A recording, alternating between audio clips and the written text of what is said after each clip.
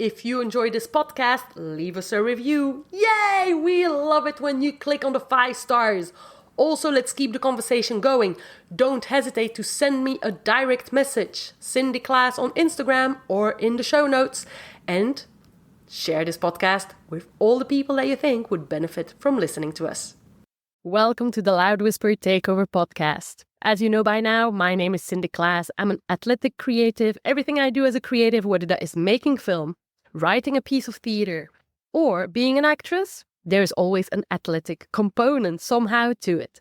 Today, we are going to talk about journaling, visualization, meditation, and embodying the energies that we want to attract in our lives. It was the end of 2024. We are starting 2025. In today's episode, I will be sharing personal exercises that I do when I end a chapter and I kind of reflect on what really happened, the energies I went through life, things that I'm proud of, things that I could have done better, and how I want to enter a new chapter, the new things I want to be surrounded by, the new energies, the people, the tribe that I want to build. I am using these exercises of journaling, visualization, meditation, and embodiment for birthdays. Obviously, at the end of a year and at the start of a new year, at the end of a project, at the start of a new project, or any time that I feel I need a bit of a reset, or I want to enjoy a moment of reflection. Because how many times as artists do we go quick from one success to the other project, and we don't really reflect on what just happened? So, be ready, put your seatbelt on, have a notepad with you and a pen. It's time to basically create something tangible, put into matter these things that we have in our heart, these energies and thoughts that can actually be actioned into real, beautiful, material things that we can have into our lives. Ready? Let's go. There might be exercises you are already very familiar with, others that are very new.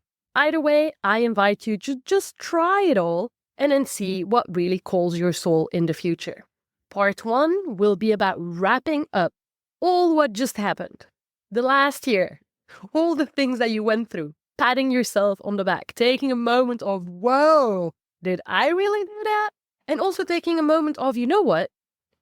There was a real life lesson for me in there, or a moment of growth, or an opportunity for me to grow and do better. But I didn't, really grab that moment by the horns. But I will do it this year. So first, we want to look at 2024, or the previous chapter that you just went through, a project, depending on when you are listening to this episode. And then afterwards, we will do all what we want to attract in the future. And we want to materialize, make these thoughts somehow tangible. Start to basically create from energy a little bit of matter.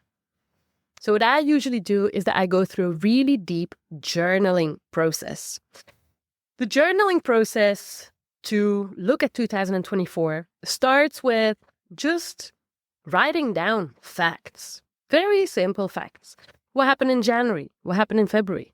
What happened in March? What happened in April? And so forth until December. And I just write those big life moments. Now, these big life moments could be, hey, I made a film. It could be, hey, I was casted for something. It could also be, hey, I lost a friendship. It could also be, hey, I actually started, a new hobby. And now, 12 months later, I'm flipping excelling at it. Or I'm starting to excel at it because I've been putting in the hours. Whatever it is, I just put all these facts on paper. Then I start to dig deeper. All these factual things that I did, right, in my doing, with my doing energy, making a film, getting casted, writing a play. Then I go deeper and I'm like, how did it feel? What really happened on a soul level? Was it fulfilling? Was I truly aligned in these moments with where I wanted to head? Or did I just actually accept to go on tour with a production because I needed money, right? It's very different to go through a casting process, get casted, and then all of a sudden be in the production of your life, or being, like on set with a tribe of people that you truly connect with, versus, yay, I got casted and here I am making a piece of art that I don't resonate with, or where work relationships are so flippin' difficult, So what truly happened? I write it down. How did it truly feel? When were the moments that I was so aligned? That made me feel so alive? When were the moments where I had to handle conflict? And I did it so well. I really stepped into the shoes of my most powerful being. When did I have to address conflict and did I lose power? Reflecting back on it now, what could I have done differently, or what will I do differently in the future? What were the life lessons? How did I grow? Who did I become throughout these last 12 months? I'm also writing something about gratefulness, being grateful about what happened. And we will see that when we're going to write, when we're going to make a gratefulness journal about 2025, it will look very differently, because we're going to be grateful for all the energies that are already coming our way that we are not even aware of yet. But right now, we're really focusing on the year that passed, 2024. What am I grateful for? What were the blessings in disguise? What were the moments of sadness or anger where actually there was such a gem that I discovered about myself, about others, about life? So it's about finding forgiveness and gratefulness for everything that happened in 2024. This journaling process is very important before you start writing of where you're heading, because then you really acknowledge, really, truly, deeply acknowledge on an energetic and soul level what just happened. It's a moment where you allow yourself to pat yourself on the back, because very often as artists, we just run from one project to the other. We have to keep busy. But it's very rare that we sit down and we are like, cheers to you. And when you breathe in and you really, really acknowledge all what you just went through. So take that time, really take that time. What I would then do, because I'm still wrapping up, 2024, is that I would meditate on it. So this moment of meditation, you don't have to think, you don't have to, intellectualize it. You can just give yourself the intention of processing and letting things land. So what I mean by that is you have a moment of meditation, put some music on if you want, be in total silence, just close your eyes, whether that is for 5 minutes, 10 minutes, 2 hours, depending on how familiar you are already with a meditative practice. But just start it with an intention of letting everything land and processing everything that still needs to be processed. Which means that whatever needs to be acknowledged, whatever needs to be celebrated, may that really happen in your DNA, in your soul, in your energetic field. And whatever still needs to be processed, meaning some sadness, some anger, some unresolved conflicts, may it happen during this meditation. And sometimes you don't have to intellectualize it. You just let your body and your energetic field do it for you. Or your guardian angels, or God, or whatever you believe in, right? But you just take that moment of silence to let that happen naturally. Then, once that has happened, you can also do an embodiment exercise. What I love to do is move and dance. It is also very much inspired by the dance manifestation practice of Lizzie Butterfly. She has already come on this podcast twice and will probably come back again. So please listen to that episode or research dance manifestation from Lizzie Butterfly if you would like to dive deeper into her work. What I do is I just give myself an intention of letting my body experience all what I've written down and what I've meditated on in silence, so that my body can basically process and absorb all the energies that needs to be absorbed, or let go of energies that need to be let go of. Maybe your embodiment practice looks different. Maybe you're dedicating a gym session to it, and that's also all right. Or maybe you're going for a run and you're giving yourself the intention before you go out for your run that during this run, things will get either released or generated or land or processed or whatever. And you don't have to do anything else but give yourself that intention.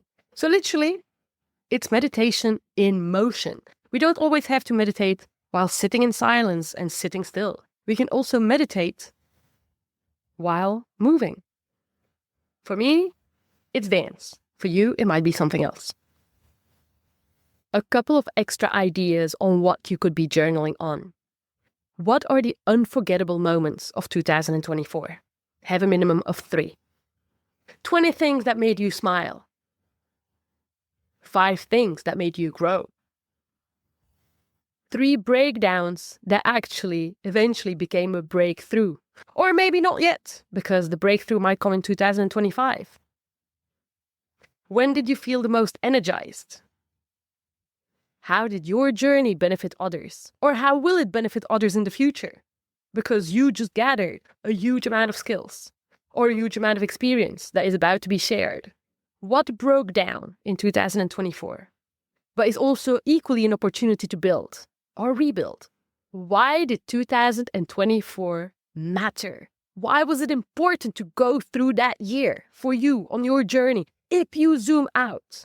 So really this exercise of journaling is about zooming out. When we zoom in, everything is so important. Everything, can be so heartbreaking or so exhilarating. But really when we zoom out, where is the constant level of joy in all of these downs and ups of life? Again, journal about it, write about it, let your unconscious just talk. What I also suggest is don't stop writing once you've just written down one sentence. You can make a drawing, you can make bullet points, can make full sentences, that doesn't matter. But write until truly the pen takes over, until there is a part of your consciousness or unconsciousness that is actually giving you answers that you didn't even think of. So don't hesitate to really sit down for maybe even 2 hours until it's not your brain and your intellect that start writing down things on paper, but it's truly a deeper level of your soul that starts to give you nudges and deeper life lessons you had not even thought of. Journal about it, meditate about it, and then make sure that you embody it physically as well. Before we start talking about 2025 and how we are actually going to generate new energies, new projects, new people in our environment, I would like to share a couple of things that I went through in 2024 just to illustrate a couple of the exercises we were talking about earlier. I would say 4 big events crossed my path last year. I made a short film with over 30 people on my team, a dystopian sci-fi, which was just a phenomenal project. Every single department that would be working on a film was represented, and I learned a hell of a lot. And in the midst of this immense success, there was also a mad conflict resolution moment that I had to address, and where I had to fire someone. That was a moment for me where I had to step up as a leader, where I also had the opportunity to basically tell the universe, hey, thank you for putting this difficult person on my path, because basically through this conflict and through me resolving this conflict and firing this person, I literally had a PhD in how to make film in a very stressful environment. But I learned so much in this one intense experience, and I increased my understanding as a producer of who to hire, why to hire, how to hire somebody on my team, and move forward as a filmmaker in this industry. I also made this podcast. I've talked about it in the earlier episodes. It was a loud whisper that told me I had to interview people. I had to make it happen. I am so happy that we are already 20 plus episodes in and more are to come. But how did I actually make it happen? Well, it's because there was a moment of true breakdown in my life. My mum got very sick. She had ALS. She had actually a bulbar onset ALS. To summarize it, it affects your ability to swallow.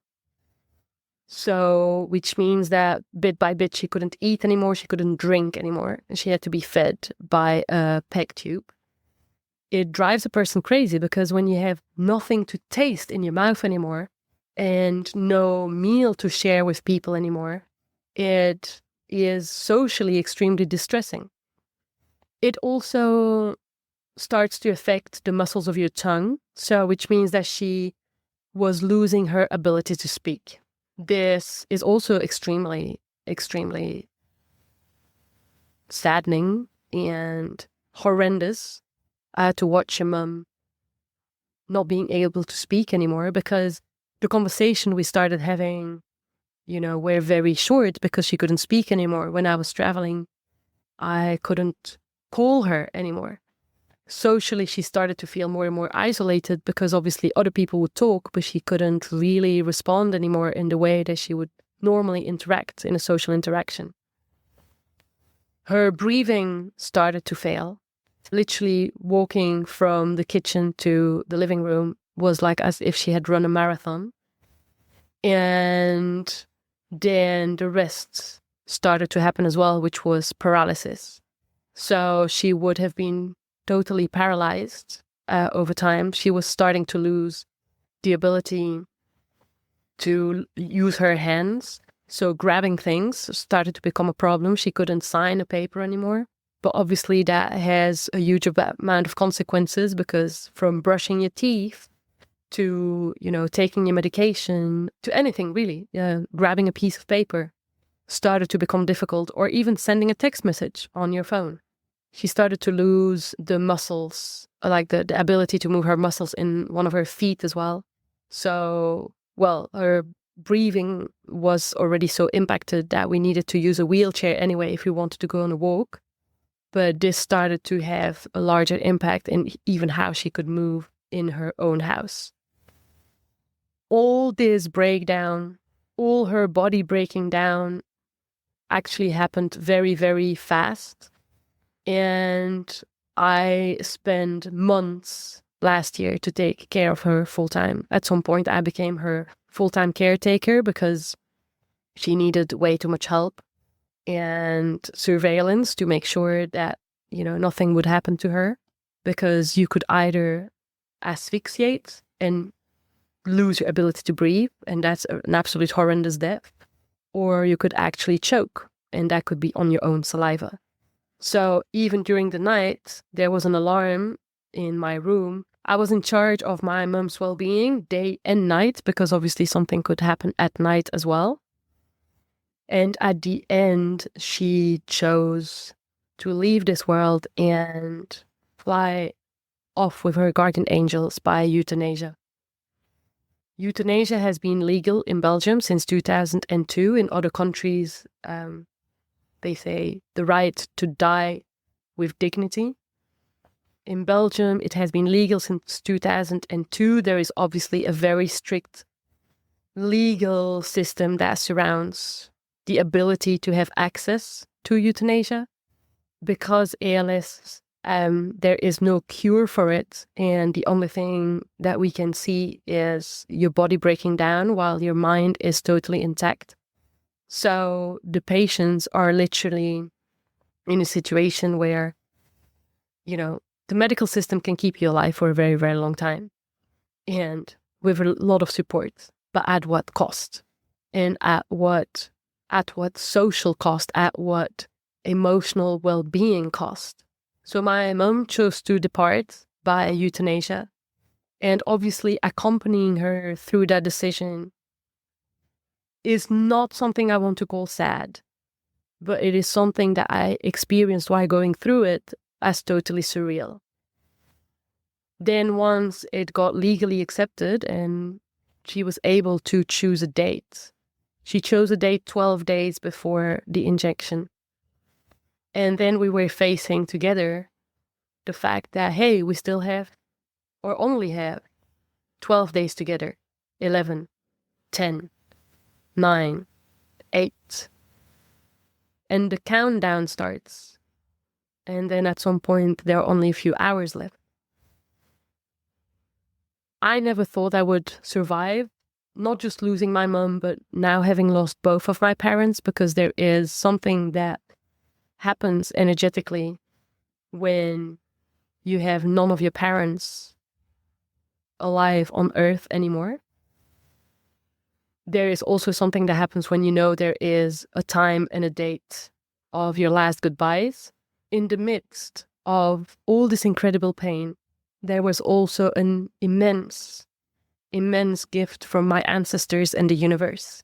The last few months, having been a full-time caretaker for my mum, and especially the last few days before she left by euthanasia, it allowed me to dive deeper into forgiveness, because most people, there is something in our relationships with our parents that can always do with a little bit more forgiveness. I dive deep into love. Now, my relationship with my mum was a beautiful one when she left, but it's not always been like an amazing mother-daughter relationship and an easy and smooth one like in the movies. But the healing part of our relationship got extremely accelerated during these last few months. And I dive deeper into love and devotion while taking care of her. I've had the opportunity to have such deep and profound conversations with my mum that I think I would have never had. And most people don't have these conversations before they say their last goodbyes. I'm incredibly grateful for these conversations that we had. This will probably be for another episode. But, for example, the podcast was born because I was looking after my mum. And most of the time I was at home. So I didn't really know what to do. And I thought, well, you wanted to do this podcast for a very long time. Now is the time. You're at home anyway. And that's how I was able to produce a huge amount of content. You know, the blessings in disguise during these moments with my mum were obviously everything, the healing and the power and the empowerment that I shared with my mum during those moments. But I also learned so much about life in general, about how to share these things with my friends. I knew most of my friends, and nobody really was equipped to hear what I had to say. Everybody always wants to fix a situation. But when you announce to your friends, my mum is sick and there is no cure, nobody wants to hear it. Everybody wants to say, but there must be something. But there is nothing. Like literally, science has its limits. And there are moments where we have to accept it. And also, we are not immortal. There is a time of expiration. And at some point, you have to surrender and be with that. I found incredible peace with my adult self. There is an energy of me stepping into the shoes of the matriarch, because that's who I am now. I am supported by my ancestors, and I am the head of the family tree. So while all of this was happening, I already journaled a lot, meditated a lot, embodied a lot. It was even more important for me to really, really journal and look at what 2024 had offered me. I refused to end 2024 with sadness or tears. And these journaling, meditation, and embodiment exercises are incredibly important to really dig deeper and go beyond the surface. Society often tells you that grieving must be a sad event. And of course, there is sadness involved. But also there is a huge amount of growth, a huge amount of expansion. And I was able to find these moments because of this journaling, meditation, and embodiment practice. So I hope that you too by wrapping up 2024, you will come to the same sort of ending of 2024 and whatever chapter you had to close for that year. So, going from there, let's start to talk about 2025, because this is starting now. The first piece of journaling we can do is just being grateful for the things we have today to start the year with. But then what I always do as well, often when I do my weekly journaling, is what am I grateful for that I don't even know that is already coming to me? So maybe there are already jobs and gigs and castings and teams that want to work with you on their way. So often I also journal about thank you for all the people that I will meet today that I don't even know of yet, but that are going to bring some sort of smiles and happiness and joy into my life today. Thank you for the good news that is coming my way. Thank you for the surprises, the happy surprises that are coming my way. Thank you for the money that is already coming my way and into my bank account. And very often you will be surprised of how this moment of gratefulness of what's already coming to you, but that you're not aware of yet, is actually sending things to you faster. Try it. Let me know what happens. Then, of course, we have the journaling about our goals, right? Some people will call it goals. I have years where I have very specific goals, and I have years where things are a bit more vague, and that's okay too. I really want to insist on that because sometimes specificity is great, and if you have something specific in mind, put it down on paper. But maybe it's a bit more vague. Maybe there is a feeling, an energy, a relationship, a thing you can't really describe, but there are words that sort of, make it the vision for you, even though nobody else understands it. And that's okay too. I've already manifested things, certain years just with these vague ideas, but I could feel it.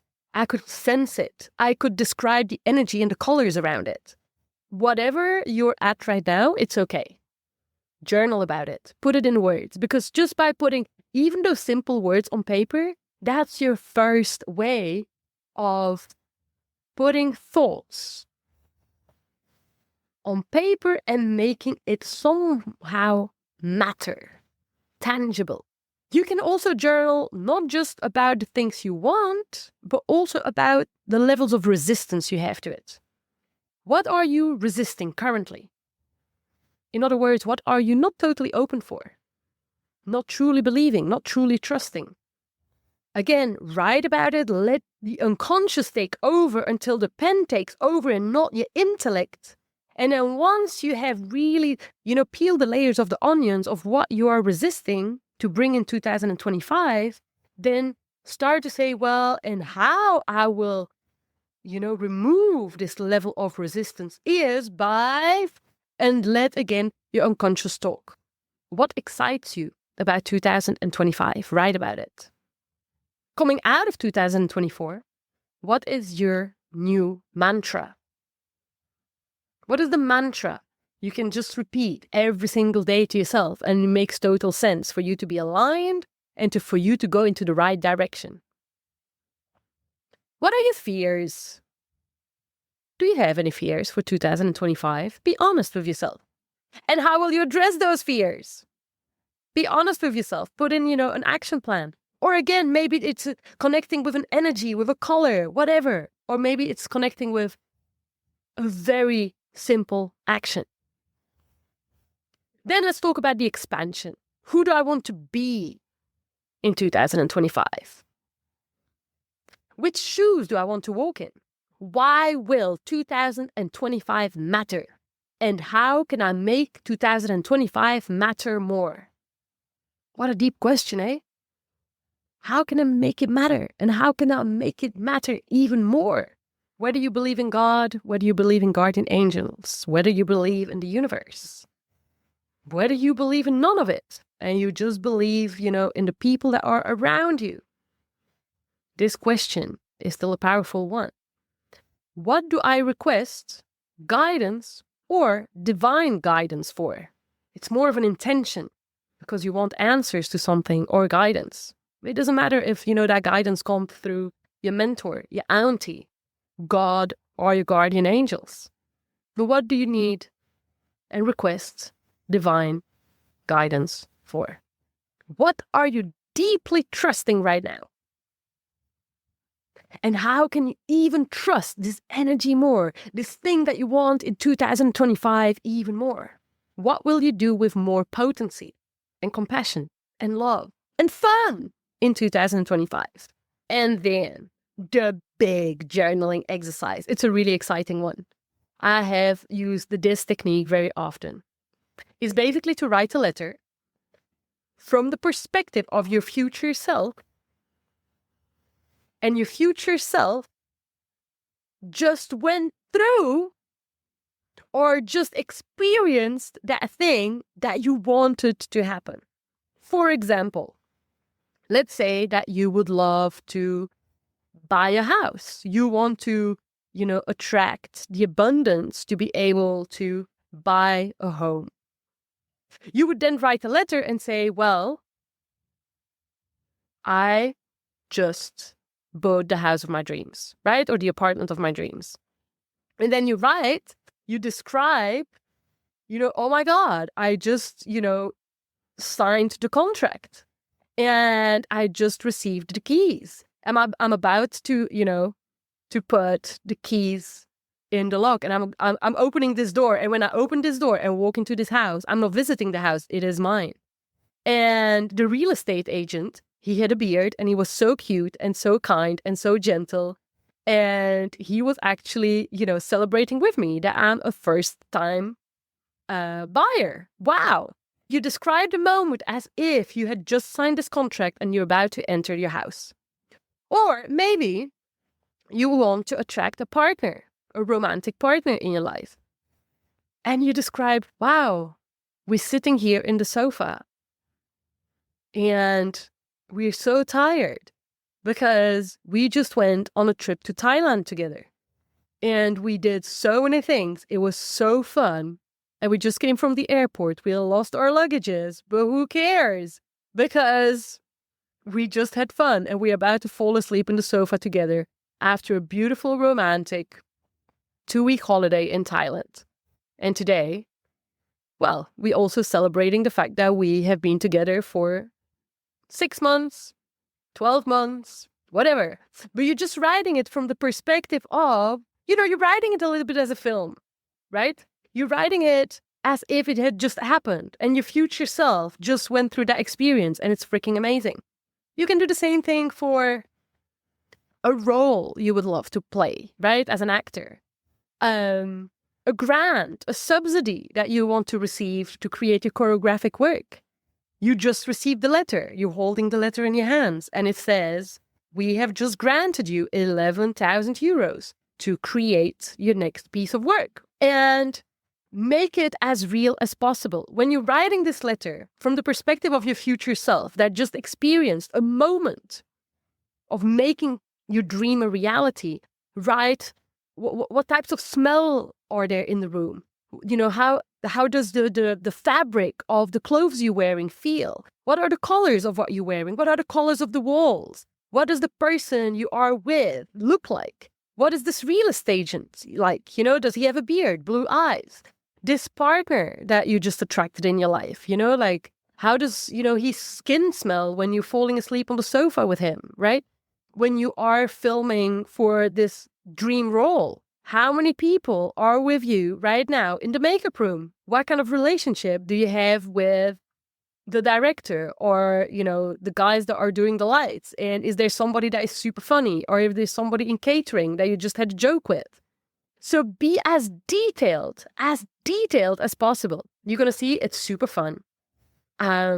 It really gets you into the zone and puts you energetically into the vibe of it already happened, which goes back to the gratefulness journal. Thank you.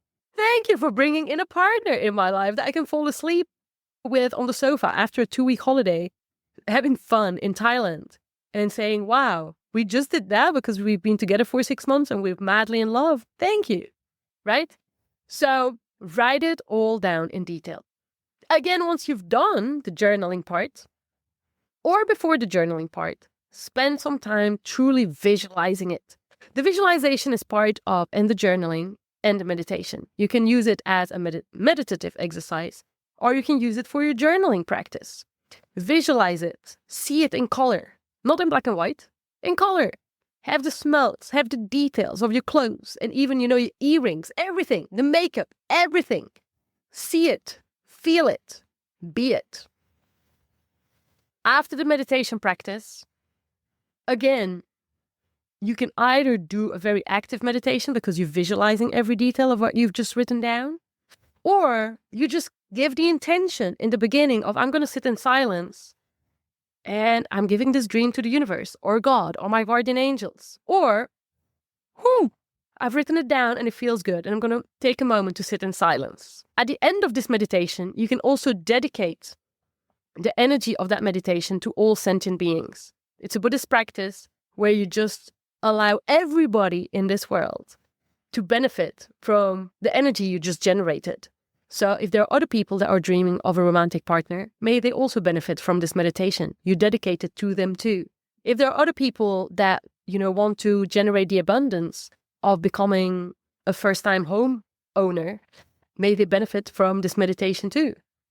Or if people want to be casted in the film of their dreams as an actor, may they benefit from this meditation too.